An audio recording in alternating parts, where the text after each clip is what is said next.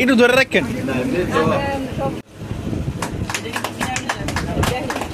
জানোই তো কি আছে নাইলে আইব ওই পালার আইব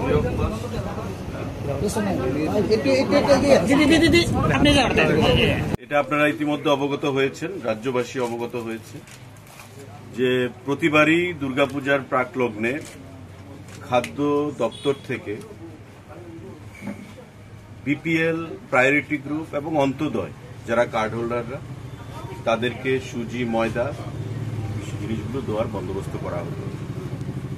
এবার প্রথমবার আমাদের সরকার, আমাদের মাননীয় মুখ্যমন্ত্রী এবং আমাদের খাদ্য দপ্তর আমরা সিদ্ধান্ত গ্রহণ করেছি যে সারা রাজ্যে 9,83,000 যে কার্ড হোল্ডাররা রয়েছে টোটাল সবাইকে আমরা 1 কেজি চিনি, 2 কেজি ময়দা এবং 500 গ্রাম সুজি প্রদান করব এবং সেটা সম্পূর্ণ বিনামূল্যে। দুর্গাপূজার এই প্রাকলগ্নে আমরা জানি যে উৎসবের মরশুম শুরু হয়েছে। জাতি, জনজাতি প্রতিটা অংশের মানুষের কাছে দুর্গা উৎসব খুবই গুরুত্বপূর্ণ। তাই শারদোৎসবের উপহার হিসাবে সারা রাজ্যের এই 9,83,000 যে কার্ড হোল্ডার জনগণ রয়েছেন তাদেরকে আমরা বিনামূল্যে খাদ্য দপ্তর থেকে, রাজ্য সরকারের তরফ থেকে এই জিনিসগুলো দেওয়ার বন্দোবস্ত করেছি। যদিও ইতিমধ্যে সারা রাজ্যের এই যে 9,83,000 কার্ড হোল্ডাররা উপকৃত হচ্ছেন এবং একটা যুগান্তকারী, একটা গুরুত্বপূর্ণ জনদরদী সিদ্ধান্ত রাজ্য সরকার, আমাদের মুখ্যমন্ত্রী এবং আমাদের খাদ্য দপ্তর আমরা গ্রহণ করেছি, সেটাকে অস্বীকার করে বিরোধী দলরা তারা বলছে যে চিনির দাম বাড়িয়ে দেওয়া হয়েছে। 6,84,00,000 টাকা যে আমাদের খরচ করে আমরা এগুলো প্রদান করছি তার কৃতজ্ঞতা তারা স্বীকার করতে চায় না।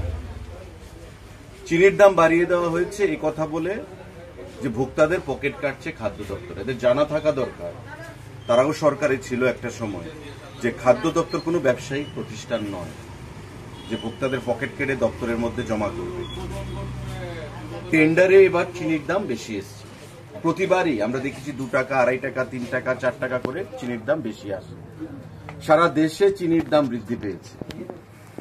এটা সারা দেশে ন্যাশনালি চিনির দাম বৃদ্ধি পেয়েছে।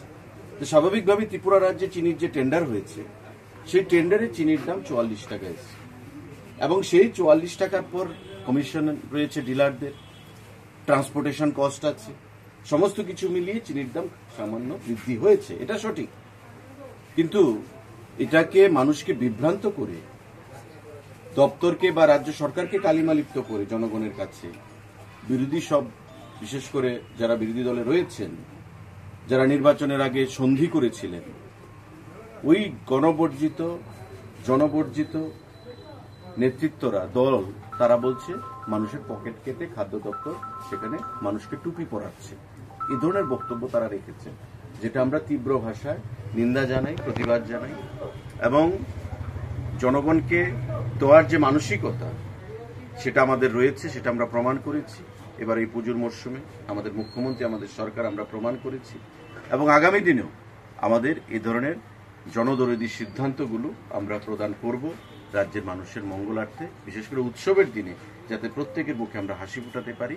এটা সামান্য একটা উপহার রাজ্যবাসীর প্রতি আমরা সেটা প্রদান করেছি।